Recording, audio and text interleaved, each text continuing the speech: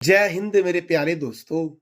आज है 30 जनवरी 2025 और आज के जितने भी महत्वपूर्ण करंट अफेयर्स होंगी और स्टैटिक जीके होंगी वो सभी हम इस वीडियो में डिस्कस करेंगे। तो आइए शुरू करते हैं आज का महत्वपूर्ण current affairs with static GK. तो आज का पहला प्रश्न है, हाल ही में किस शहर के बांके बिहारी मंदिर को विदेशी अंशदान अधिनियम के तहत लाइसेंस प्रदान किया गया है?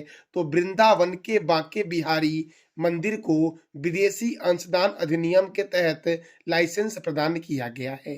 तो बांके बिहारी मंदिर कहाँ है दोस्तों? वृंदावन में है।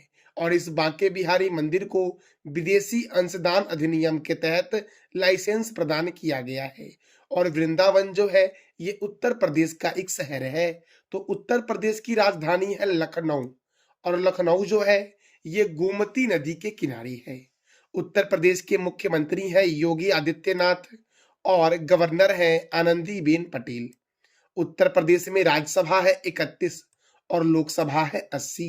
दुधवा राष्ट्रीय उद्यान, हस्तिनापुर वन्य जीव अभ्यारण्य, रानीपुर वन्य जीव अभ्यारण्य, चंद्रप्रभा वन्य जीव अभ्यारण्य, सुर सरोवर वन्य जीव अभ्यारण्य, बखीरा वन्य जीव अभ्यारण्य, पीलीभीत राष्ट्रीय उद्यान, अमानगढ़ बाघ रिजर्व और लाख बहोसी अभ्यारण्य कहाँ है? तो उत्तर प्रदेश में है। देखो दोस्तों, राष्ट्रीय राजमार्गों का चौराहा कहते हैं कानपुर को, नवाबों का शहर के नाम से जानते हैं लखनऊ को, उत्तर भारत का मैनचेस्टर कहते हैं कानपुर को, और खुशबुओं का शहर कहते हैं कन्नौज को दोस्तों, जो उत्तर प्रदेश में ही है। ध्यानचंद्र स्टेडियम लखनऊ में है, ग्रीन पार्क स्टेडियम कानपुर में है। और मेरे प्यारे दोस्तों, भारतीय चीनी तकनीकी संस्थान कानपुर में है, भारतीय दलहन शोध संस्थान कानपुर में है, औद्योगिक विश्वविज्ञान अनुसंधान केंद्र लखनऊ में है, केंद्रीय औषधि अनुसंधान केंद्र लखनऊ में है, केंद्रीय वनस्पति अनुसंधान केंद्र लखनऊ में है, बीरबल सहनी जीवाश्म विज्ञान संस्थान लखनऊ में है। और लखनऊ में ही सीडीबी का हेडक्वार्टर है। कई बार पूछा गया है कि सीडीबी की स्थापना कब हुई? तो 2 अप्रैल 1990 को सीडीबी की स्थापना हुई। चौधरी चरण सिंह अंतरराष्ट्रीय हवाई अड्डा लखनऊ में है। लाल बहादुर शास्त्री अंतरराष्ट्रीय हवाई अड्डा वाराणसी में है। और वाल्मीकि अंतरराष्ट्रीय हवाई अड्डा अयोध्या में है। मेरे प्यारे दोस्तों इस वीडियो का पीडीएफ आपको टेलीग्राम पे मिलेगा, जिसका लिंक वीडियो की डिस्क्रिप्शन बॉक्स में है। अगला प्रश्न है हमारा दोस्तों कि खेलो इंडिया विंटर गेम्स में कौन प्रथम स्थान पर रहा है? तो खेलो इंडिया विंटर गेम्स में प्रथम स्थान पर रहा है लद्दाख, और लद्दाख में हेमिस राष्ट्रीय उद्यान है। दूसरे स्थान पर रहा है तमिलनाडु दोस्तों, और तीसरे स्थान पर रहा है महाराष्ट्र। मेरे प्यारे लाल एवं लालियो, तो देखो मेरे प्यारे दोस्तों, खेलो इंडिया विंटर गेम्स 2025 में लद्दाख रहा है प्रथम स्थान पर कुल 7 पदक के साथ, जिसमें लद्दाख ने 4 स्वर्ण पदक जीता। तमिलनाडु को कुल 5 पदक मिला, जिसमें तमिलनाडु ने कुल 3 स्वर्ण पदक जीता। और महाराष्ट्र ने कुल 10 पदक जीता, जिसमें महाराष्ट्र ने 2 स्वर्ण पदक जीता। अब दोस्तों आप सोचोगे कि महाराष्ट्र ने तो सबसे अधिक पदक जीता, तो महाराष्ट्र को होना चाहिए पहले स्थान पर। नहीं दोस्तों, महाराष्ट्र ने 10 पदक तो जीता, लेकिन महाराष्ट्र का इसमें स्वर्ण पदक मात्र 2 ही है, जिसमें लद्दाख ने सबसे अधिक स्वर्ण पदक जीता, साथ में 4 स्वर्ण पदक जीता। इसीलिए खेलो इंडिया विंटर गेम्स 2025 में लद्दाख प्रथम स्थान पर रहा। देखो, पुरुषों की आइस हॉकी का खिताब किसने जीता? तो भारतीय सेना ने जीता। अच्छा मेरे प्यारे दोस्तों, देखो पहले खेलो इंडिया के प्रथम चरण का जो आयोजन हुआ ये कहाँ हुआ? तो लद्दाख लेह में हुआ। और दूसरा चरण जो होगा खेलो इंडिया विंटर गेम्स का, वो जम्मू कश्मीर के गुलमर्ग में होगा। और ये कब होगा? तो 22 से 25 फरवरी 2025 को होगा। मेरे प्यारे दोस्तों हमारा अगला प्रश्न है, हाल ही में किस खिलाड़ी को सर गॉरफील्ड सोवर्स अवार्ड 2025 से सम्मानित किया गया है? तो मेरे प्यारे दोस्तों, जसप्रीत बुमराह को सर गॉरफील्ड सोवर्स अवार्ड 2024 से सम्मानित किया गया है, अर्थात ICC men's cricket of the year 2024 का अवार्ड जसप्रीत बुमराह को दिया गया है। अब मेरे प्यारे दोस्तों, क्रिकेट तो देखो, क्रिकेट से क्या क्या महत्वपूर्ण प्रश्न बनते हैं, जैसे कि चिदम्बरम स्टेडियम क्रिकेट के लिए प्रसिद्ध है और ये चेन्नई में है। चेपक स्टेडियम चेन्नई में है। ईडन गार्डन स्टेडियम कोलकाता में है। चिन्ना स्वामी स्टेडियम बेंगलुरु में है। अरुण जेटली स्टेडियम दिल्ली में है। राजीव गांधी स्टेडियम हैदराबाद में है। बाराबाती स्टेडियम कटक में है। वानखेड़े स्टेडियम मुंबई में है। किन्नन स्टेडियम जमशेदपुर में है। मेलबर्न स्टेडियम पर्थ और बिस्वर्न स्टेडियम ऑस्ट्रेलिया में है। जमशेदपुर जो है ये स्वर्ण रेखा नदी के किनारे है। कटक जो है ये महानदी के किनारे है। हैदराबाद मूसी नदी के किनारे है। तो आप बताओ दिल्ली कौन सी नदी के किनारे है दोस्तों? अब देखो, क्रिकेट के महत्वपूर्ण ट्रॉफी को एक बार देख लेते हैं, जैसे कि Ranji trophy, Irani trophy, Vijay Hazare trophy, Moin ud-Dowla gold cup, Cooch Behar cup, Duleep trophy, Rohinton Baria cup, GD Birla trophy और देवधर ट्रॉफी का संबंध क्रिकेट से है। और दुनिया का सबसे बड़ा क्रिकेट स्टेडियम जो है ये नरेंद्र मोदी स्टेडियम है, जो गुजरात के अहमदाबाद में है। और अहमदाबाद मेरे प्यारे दोस्तों साबरमती नदी के किनारे है। अब देखो दोस्तों, भारत में जो क्रिकेट को कंट्रोल करती है उस संस्था का नाम है बीसीसीआई, अर्थात board of control for cricket in India. और बीसीसीआई का हेडक्वार्टर है मुंबई में। बीसीसीआई की स्थापना हुई 1 दिसंबर 1928 को। और बीसीसीआई के प्रेसिडेंट कौन है? तो रोजर बिन्नी है। और क्रिकेट जो है ये इंग्लैंड और ऑस्ट्रेलिया का राष्ट्रीय खेल है दोस्तों हमारा अगला प्रश्न है, भारतीय समाचार पत्र दिवस कब मनाया गया है? तो भारतीय समाचार पत्र दिवस 29 जनवरी को मनाया जाता है। कब मनाया जाता है भारतीय समाचार पत्र दिवस दोस्तों? तो 29 जनवरी को मनाया जाता है। अब 29 जनवरी को क्यों मनाया जाता है? तो देखो दोस्तों, भारत में समाचार पत्र की शुरुआत 29 जनवरी 1780 को हुई थी और उस समाचार पत्र का नाम था बंगाल गजट। तो भारत का पहला समाचार पत्र कौन सा है? बंगाल गजट, जिसे प्रकाशित किया गया था जेम्स ए हिक्की के द्वारा, अर्थात जेम्स अगस्टस हिक्की के द्वारा बंगाल गजट को प्रकाशित किया गया था 29 जनवरी 1780 को। इसीलिए 29 जनवरी को भारतीय समाचार पत्र दिवस मनाया जाता है। अब जनवरी महीने में अब तक कौन कौन से इंपॉर्टेंट डे मनाए गए हैं? तो देखो दोस्तों, साथ साथ बोलना, इससे आपको याद हो जाएगा। वैश्विक परिवार दिवस 1 जनवरी, डीआरडीओ स्थापना दिवस 1 जनवरी, विश्व अंतर्मुखी दिवस 2 जनवरी, अंतर्राष्ट्रीय मन एवं शारीरिक स्वास्थ्य दिवस 3 जनवरी। सावित्रीबाई फूले की जयंती कब मनाई गई है? तो 3 जनवरी को मनाई गई है। विश्व ब्रेल दिवस 4 जनवरी, राष्ट्रीय पक्षी दिवस 5 जनवरी, राष्ट्रीय प्रौद्योगिकी दिवस 6 जनवरी, विश्व युद्ध अनाथ दिवस 6 जनवरी, पृथ्वी परिभ्रमण दिवस 8 जनवरी, प्रवासी भारतीय दिवस 9 जनवरी। विश्व हिंदी दिवस कब मनाया जाता है? तो 10 जनवरी को मनाया जाता है।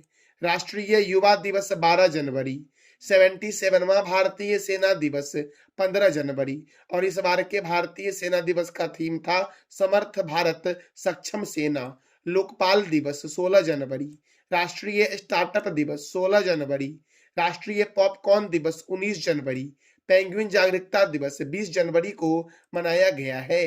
दोस्तों, राष्ट्रीय बालिका दिवस 24 जनवरी, अंतर्राष्ट्रीय शिक्षा दिवस 24 जनवरी, राष्ट्रीय मतदाता दिवस 25 जनवरी, अंतर्राष्ट्रीय सीमा शुल्क दिवस 26 जनवरी, अंतर्राष्ट्रीय स्वच्छ ऊर्जा दिवस 26 जनवरी, नेशनल जियोग्राफी दिवस 27 जनवरी, विश्व कुष्ठ रोग दिवस 2025 दोस्तों जनवरी महीने के अंतिम रविवार को मनाया जाता है। तो दोस्तों इस बार कब मनाया गया है? तो 26 जनवरी को मनाया गया है। मेरे प्यारे दोस्तों याद रखना, भारत यह दिवस प्रत्येक वर्ष 30 जनवरी को महात्मा गांधी की पुण्यतिथि पर मनाता है, लेकिन वर्ल्ड इसे कब मनाता है? तो जनवरी महीने के अंतिम रविवार को मनाता है। याद रखना, कंफ्यूज मत होना। विश्व कुष्ठ रोग दिवस कब मनाया जाता है? तो 26 जनवरी को मनाया जाता है, लेकिन भारत इसे कब मनाता है? तो भारत महात्मा गांधी की पुण्यतिथि पर 30 जनवरी को मनाता है। तो मेरे प्यारे दोस्तों अगला प्रश्न है, महाराजा हरि सिंह पुरस्कार से किसे सम्मानित किया गया है? तो महाराजा हरि सिंह पुरस्कार से जम्मू कश्मीर के उपराज्यपाल मनोज सिन्हा को सम्मानित किया गया है।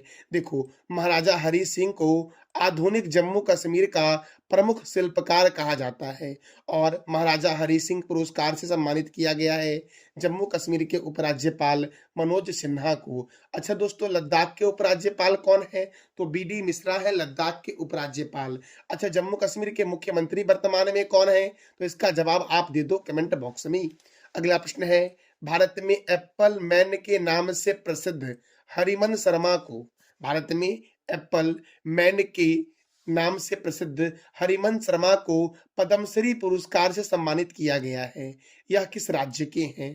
तो दोस्तों, यह हिमाचल प्रदेश के हैं हरिमन शर्मा, जिसे एप्पल मैन के नाम से जानते हैं और इन्हें दिया गया है पद्मश्री पुरस्कार 2025। मेरे प्यारे दोस्तों, देखो दोस्तों, तो पद्म पुरस्कार 2025 139 व्यक्ति को दिया गया, जिसमें पद्म विभूषण 7 व्यक्ति को दिया गया, पद्म भूषण 19 व्यक्ति को दिया गया और पद्मश्री 113 व्यक्ति को दिया गया, जिसमें महिला शामिल कितनी है? 23। तो 139 में 23 महिला को पद्म पुरस्कार दिया गया और निवासी भारतीय या भारतीय मूल के व्यक्ति या भारत के प्रवासी नागरिक 10 थे जिनको पद्म पुरस्कार से सम्मानित किया गया है।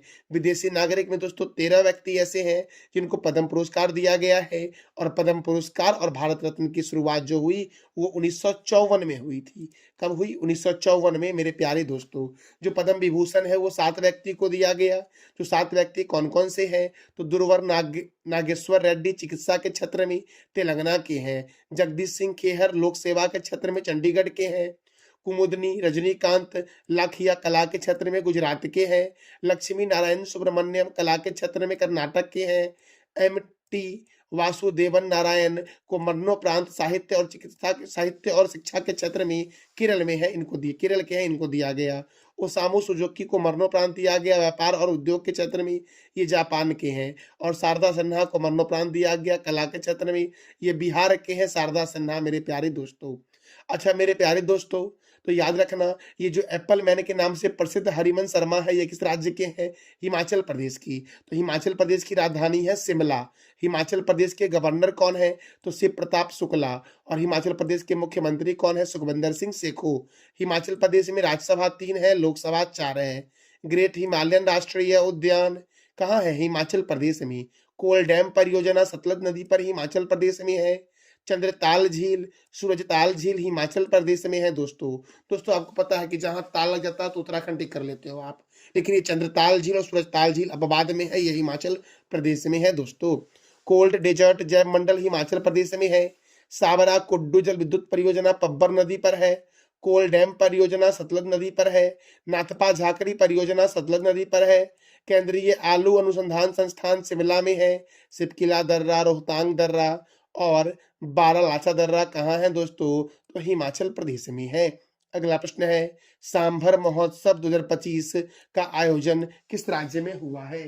तो सांभर महोत्सव 2025 का आयोजन मेरे प्यारे दोस्तों ये कहाँ हुआ है? तो ये राजस्थान में हुआ है। कहाँ हुआ है मेरे प्यारे दोस्तों? तो राजस्थान में हुआ है सांभर महोत्सव 2025 का आयोजन। अगला प्रश्न है, हाल ही में किस देश के द्वारा deep seek AI tools launch किया गया है? तो चीन के द्वारा deep seek AI tools launch किया गया है दोस्तों। और ये जो डीप सीक एआई टूल्स है, इस संस्थापक कौन है? लियांग वेनफेंग दोस्तों। अमेरिका के एप्पल ऐप स्टोर पर ओपन एआई के चैट जीपी को पीछे छोड़कर सबसे ज्यादा डाउनलोड किया जाने वाला मुफ्त ऐप बना है दुनिया का मेरे प्यारे दोस्तों, डीप सीक एआई टूल्स। और ये जो है ये चाइना ने लॉन्च किया है। तो चाइना ने लॉन्च किया है, तो चाइना की राजधानी क्या है? बीजिंग। चाइना के प्रेसिडेंट कौन है? Xi Jinping. चाइना की करेंसी का नाम क्या है? रेनबिब्बी। और भारत और चीन के बीच मैकमोहन रेखा है दोस्तों। भारत और चीन के बीच हैंड इन हैंड सैन्य अभ्यास होता है। और ग्लोबल हंगर इंडेक्स 2024 में कौन प्रथम स्थान पर है? तो चाइना है ग्लोबल हंगर इंडेक्स 2024 में प्रथम स्थान पर। अगला प्रश्न है, हाल ही में किस टीवी चैनल को लोकसभा चुनाव 2024 के दौरान मतदाता को जागरूकता फैलाने के लिए सम्मानित किया गया है?